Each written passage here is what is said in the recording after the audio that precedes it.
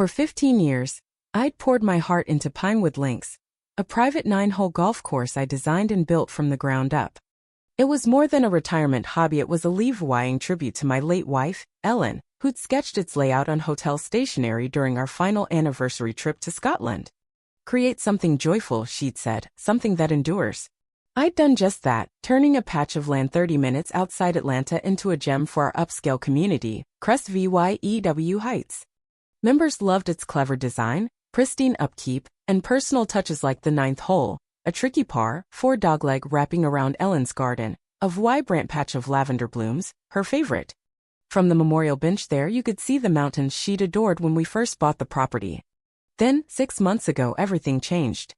The Crest View Heights HOA elected a new president, Laura Hensley, a 46-year-old ex-corporate strategist who traded city life for our quiet suburb.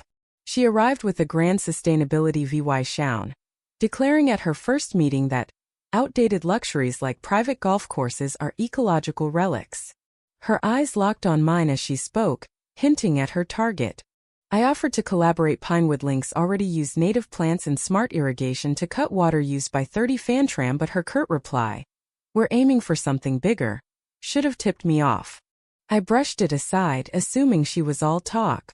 That was my mistake. On Tuesday, April 15th at 6:18 a.m., I stepped out to check the course before meeting my grounds crew. The morning was crisp, the grass still dewy, when a low rumble broke the silence, not thunder, but machinery. I followed the sound to the first hole and froze. 3 flatbeds unloaded 254 solar panels, an excavator tore into my fairway, and workers swarmed the scene.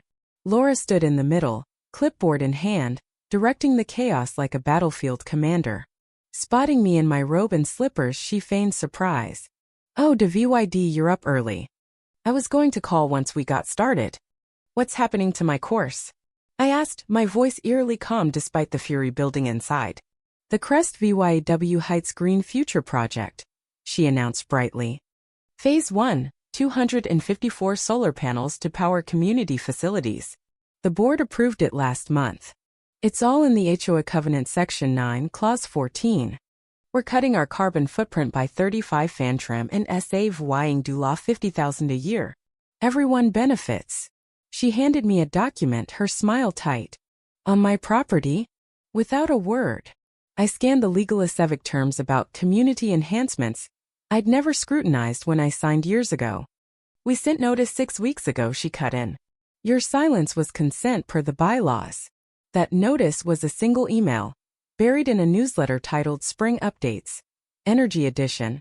A sly move I later confirmed was intentional. By 9:30 a.m., 20 panels scarred my first fairway. My calls to board members went unanswered. My lawyer arrived, sweating through his suit, and grimly confirmed the covenant's ambiguity might let them win in court, a fight that could drag on for years with no sure outcome. Desperate, I parked my golf cart to block the second hole. Laura didn't blink. "Move or I'll call the police for obstructing a legal project." I stood firm, thinking she was bluffing. 20 minutes later, 2 officers arrived. One, a regular player at Pinewood, apologized as he reviewed her paperwork. "Dave, I hate this, but it looks legit.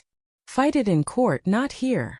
As they escorted me back to the clubhouse, Laura's smug grin said all this wasn't about green leave-wying. It was about control. By Friday, my course was a wasteland. Panels blocked tees, shadowed greens, and surrounded Ellen's garden, their reflections mocking her memory. The installation wasn't just ugly, it was sabotage. Torn fairways, severed sprinklers, and shifted drainage screamed deliberate ruin. Membership dropped 85 Fantram in a week as players canceled, heartbroken. My staff, Carlos, my groundskeeper of 10 years, Lisa from the pro shop, and Mark, our provoked to stay, even cutting hours to help. Their loyalty only deepened my resolve. Laura, meanwhile, paraded groups through my property, dubbing it the Crest View Solar Hub.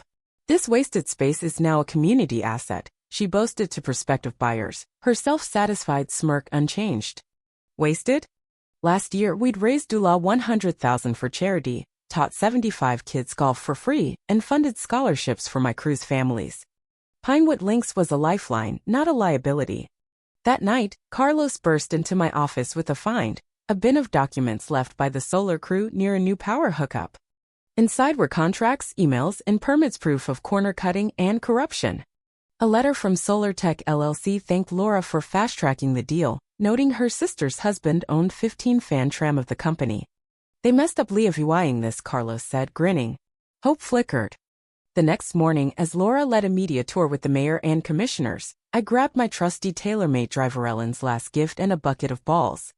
At the first tee, I teed up as her group approached. "WID, this is private," she snapped. Ignoring her, I swung. The ball arced perfectly, smashing a panel with a glorious crash of glass. The crowd gaped. "That's vandalism," Laura shrieked. "No," I said, teeing another, "it's golf. I'm playing my course." I handed the officer the damning paper, fake signatures, missing studies, and Laura's conflict of interest. The mayor demanded to see them too. Then Henry Grayson, a retired judge and founding member, arrived with a posse of golfers. "As homeowners, we're entitled to see all HOA records," he declared. Word had spread. Cars poured in, neighbors, ex-members, even rival course owners. What started as defiance became the solar panel challenge. Golfers of all ages played, accidentally cracking panels with cheers. Henry's trick shots off frames were surgical. 30 years on the bench taught me how to bend rules, he winked. By Sunday, news crews swarmed. Solar standoff, residents battle HOA, blazed across screens. Laura's press conference flopped as residents aired grievances, shady contracts, unfair rules. Monday, the county halted the project for code violations. Tuesday, the golf versus HOA trended. Ellen's niece, a reporter, exposed the scam. No permits, no safety checks, and Laura's plan to rezone my land for condos her in-laws' firm would build. Security footage of our showdown, arms crossed, her jabbing a finger went viral, a symbol of HOA tyranny.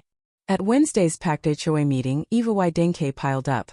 Laura's spam-routed notices, her doula $75,000 consulting gig, her campaign donations tied to Solar Tech. The vote to remove the panels and oust her passed 173-3. She fled as the press closed in. Removal started the next day. A mystery donor later revealed as a pro golfer new to Crest VYU kicked off a doula $50,000 restoration fund, soon topping doula $120,000. Today, Pinewood Links thrives. Memberships tripled, the community rebuilt it together, and I added solar properly in the clubhouse, cutting costs 40 fan tram. Ellen's garden is now a butterfly haven and a ninth-hole hazard. A plaque on the new bench reads her words. "Stand firm for what counts, but leave the world prettier." Laura's attack didn't kill my core site, made it legendary. Last month, Golf Weekly called it an American classic. Our state even passed a law dubbed the Solar Panel Act, inspired by us protecting property rights. Every dawn, I walk Pinewood with coffee, joined by members who've become friends. Laura underestimated one thing. Mess with a man's legacy and he'll fight with everything he's got. Sometimes the best resistance isn't a lawsuit, it's teeing up and swinging true.